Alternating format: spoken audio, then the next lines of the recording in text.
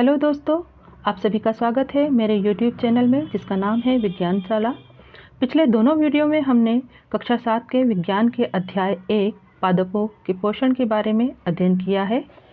आज हम इस अध्याय 1 के प्रश्नोत्तर को हल करेंगे, किंतु प्रश्नोत्तर को हल करने से पहले अगर आपने मेरे दोनों वीडियो नहीं देखे हैं तो डिस्क्रिप्शन बॉक्स में इसकी लिंक दी गई है, उस पर क्लिक कर आप इन वीडियो को देख सकते हैं।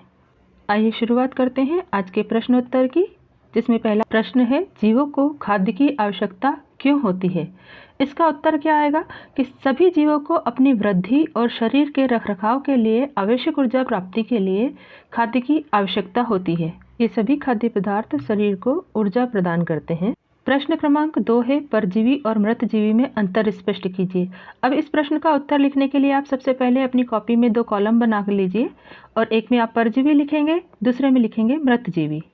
परजीवी अपना पोषण दूसरे परपोषी पादप से प्राप्त करते हैं, जबकि मृतजीवी अपना पोषण मृत एवं सड़े गले जैविक अपघटित पदार्थों से प्राप्त करते हैं। परजीवी का उदाहरण है अमरबेल और मृतजीवी का उदाहरण है कवक या फंजाई।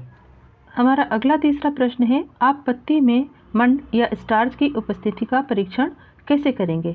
तो इसके लिए हम क्या करेंगे कि हम एक पत्ती लेंगे और उस पत्ती पर आयोडीन का विलयन की कुछ बूंदें डालेंगे।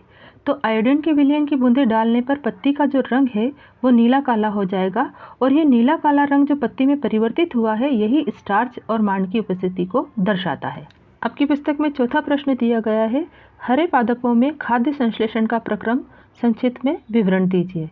इसका उत्तर में हम क्या लिखेंगे कि जब हरे पादप सूर्य के प्रकाश और क्लोरोफिल की उपस्थिति में कार्बन डाइऑक्साइड तथा जल को अवशोषित कर खाद्य का निर्माण कार्बोहाइड्रेट के रूप में करते हैं तो यह प्रक्रिया प्रकाश संश्लेषण कहलाती है। इस प्रकाश संश्लेषण की इस प्रक्रिया को हम रासायनिक समीकरण के द्वारा भी दिखा सकते हैं, जैसा कि आपको चित्र में दिखाई दे रहा है। कार्बन डाइऑक्साइड और जल सूर्य प्रकाश और क्लोरोफिल की उपस्थिति में क्रिया करते हैं और कार्बोहाइड्रेट स्टार्च के रूप में बनाते हैं और वातावरण में ऑक्सीजन गैस को मुक्त करते हैं। 5वां प्रश्न है कि किसी प्रवाह चित्र की सहायता से दर्शाइए कि पादप भोजन का मूलभूत स्रोत है। हम सभी को पता है कि हमें ऊर्जा भोजन के माध्यम से प्राप्त होती है और सभी जीव अपने भोजन के लिए प्रत्यक्ष अथवा अप्रत्यक्ष रूप से पादपों अर्थात पौधों पर निर्भर करते हैं। इससे हम निम्न प्रवाह चित्र के माध्यम से भी समझ सकते हैं। जैसा कि उदाहरण में दिया गया है, पेड़ पौधों को हिरण खाता है और हिरण का शिकार करके शेर उसे खा लेता है। तो इस प्रकार से जो पेड़ पौधों की ऊर्जा होती है वो हिरण में स्थानांतरित होती है और हिरण से शेर में स्थानांतरित हो जाती है। इसका एक और उदाहरण इसमें दिया गया है कि जैसे मैदानों में जो घास होती है उसे कीट खाते हैं और कीट का भक्षण मेंढक करता है। मेंढक को सांप खा लेता है और सांप का शिकार बाज करता है। इस तरह ऊर्जा घास से कीट में, कीट से मेंढक में, मेंढक से सांप में और सांप से बाज में स्थानांतरित हो जाती है। अगला है प्रश्न क्रमांक 6, जिसमें कि हमें रिक्त स्थानों की पूर्ति करना है।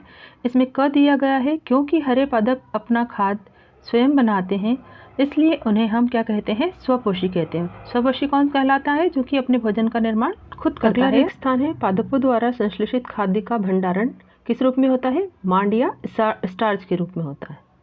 रिक्त स्थान का तीसरा प्रश्न है, प्रकाश संश्लेषण के प्रक्रम में जिस वर्णक द्वारा सौर ऊर्जा को संग्रहित किया जाता है उसे हम क्लोरोफिल कहते हैं। क्लोरोफिल जो होता है हरे रंग का वर्णक होता है। अगला प्रश्न है, प्रकाश संश्लेषण में पादप वायुमंडल से कार्बन डाइऑक्साइड ग्रहण करते हैं और ऑक्सीजन का उत्पादन करते हैं। अब बढ़ते हैं अगले प्रश्न की ओर। प्रश्न क्रमांक 7, निम्न कथनों से संबंध पारिभाषिक शब्द बताइए। पहला प्रश्न है, पित्त अर्थात पीले रंग का दुर्बल तने वाला एक परजीवी पादप है, तो इसका उत्तर होगा अमरबेल। अमरबेल क्या करता है, दूसरे पादपों पर निर्भर है। पारिभाषिक शब्द है, एक पादप जिसमें स्वपोषण एवं विषम पोषण दोनों प्रणाली पाई जाती। इसका उत्तर है घटपर्णी अर्थात पीचर पादप। यह एक ऐसा पौधा होता है जो कि क्या होता है, छोटे छोटे कीट पतंगों को खाता है। अगला पारिभाषिक शब्द है, वे रंध्र जिनके द्वारा पत्तियों में गैस का आदान प्रदान होता है वो क्या कहलाते हैं। उसका उत्तर होगा रंध्र या स्टोमेटा। प्रश्न क्रमांक 8 में सही उत्तर पर टिक लगाना है। ये वैकल्पिक प्रश्न है। इसमें पहला प्रश्न दिया गया है कि अमरबेल उदाहरण है किसी, पहला विकल्प है स्वपोषी का, दूसरा विकल्प है परजीवी का, तीसरा विकल्प दिया गया है मृतजीविका और चौथा विकल्प दिया गया है परपोषिका। तो इसका उत्तर होगा परपोषिका। दूसरा वैकल्पिक प्रश्न है कीटों को पकड़कर अपना आहार बनाने वाले पादप का नाम है। विकल्प दिए गए हैं अमरबेल, गुड़हल, घटपर्णी अर्थात पीचर पादप एवं गुलाब। तो इसमें सही उत्तर होगा घटपर्णी पीचर पादप, जो कि क्या करता है, कीटों का भक्षण करता है। प्रश्न क्रमांक 9 में जोड़ी मिलान करना है। इसमें कॉलम ए में दिए गए शब्दों का कॉलम बी के साथ मिलान करना है। कॉलम ए में दिया गया है क्लोरोफिल, नाइट्रोजन, अमरबेल, जंतु, कीटभक्षी। इसी प्रकार से कॉलम बी में दिया गया है जीवाणु, परपोषित, घटपर्णी अर्थात पीचर पादप, चौथा है पत्ती और आखिरी का पांचवा है परजीवी। क्लोरोफिल एक हरे रंग का वर्णक है जो कि कहाँ पाया जाता है, पत्तियों में पाया जाता है। तो इसका सही मिलान होगा क्लोरोफिल, चौथे से पत्ती। नाइट्रोजन वायुमंडल में पाई जाने वाली एक गैस है और जिसको जो फलीदार पौधे होते हैं उनकी जड़ों में जीवाणु या बैक्टीरिया पाए जाते हैं जो कि नाइट्रोजन का स्थिरीकरण करते हैं। तीसरा है अमरबेल। अमरबेल अपना भोजन दूसरे पेड़ से प्राप्त करती है, इसलिए यह एक प्रकार की परजीवी है।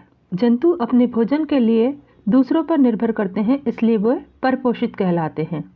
अगला है कीटभक्षी। कीटभक्षी अर्थात ऐसा पौधा जो कि कीटों का भक्षण करता है, और इसका उदाहरण हम पढ़ ही चुके हैं कि वो पीचर पादप या पर्णी कहलाता है। प्रश्न क्रमांक 10 में कथनों के सत्य और असत्य कथन दिए गए हैं जिनका कि चयन करना है। इसमें पहला प्रश्न दिया गया है प्रकाश संश्लेषण में कार्बन डाइऑक्साइड मुक्त होती है, जो कि पूर्णतः असत्य है क्योंकि हम जानते हैं प्रकाश संश्लेषण में ऑक्सीजन मुक्त होती है। दूसरा प्रश्न है ऐसे पादप जो कि अपना भोजन स्वयं संश्लेषित करते हैं मृतजीवी कहलाते हैं। ये भी असत्य है क्योंकि स्वयं अपना भोजन बनाने वाले पादप क्या कहलाते हैं, स्वपोषी कहलाते हैं।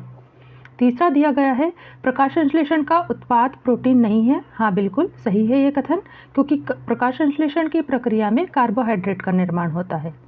अगला दिया गया है प्रकाश संश्लेषण में सौर ऊर्जा का रासायनिक ऊर्जा में परिवर्तन होता है।